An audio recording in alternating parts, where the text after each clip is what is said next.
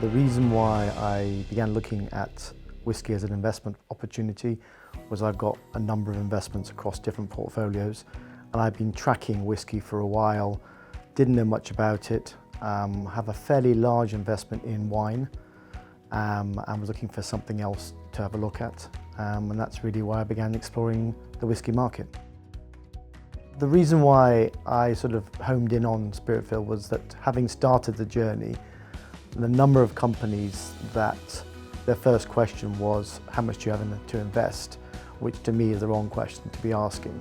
And I began a first conversation with John, who was very helpful, but I then wanted to talk to one of the owners.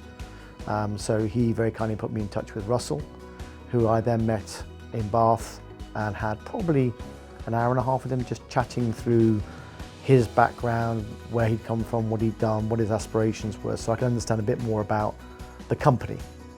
And then we had subsequent conversations after that over the phone, probably before there was any discussion around what I should or shouldn't invest with.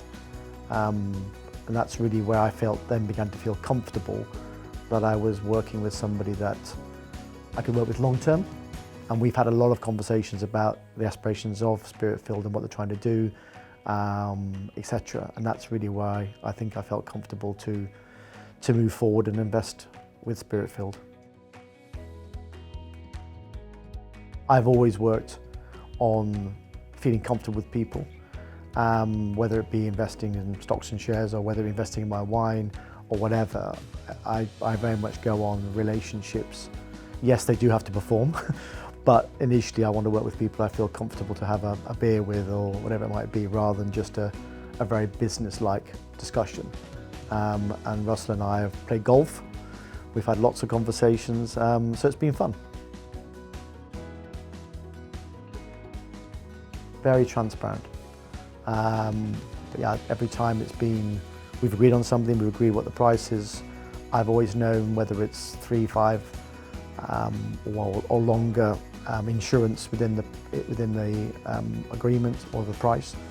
Because there is a 5-year or longer window, we haven't really got round to discussion about exit plans or that sort of stuff. That will follow. Although we have done a couple of bottling deals together, which were really fun and proved worthwhile for us as well as hopefully for Spiritfilled. Littlemill was one opportunity where we bought a lovely cask. We bought it and then we agreed an exit value for ourselves. Then the Spiritfilled team went away, did their magic, so we got our return, but also I got a lovely bottle as well. So I've got one of the bottles which is beautiful. I mean, it's been very well packaged, presented, and my understanding is it's sold very well. So it's been fun to be part of that journey. It's a longer term investment, and it's something that it's just fun, I suppose, in that sense.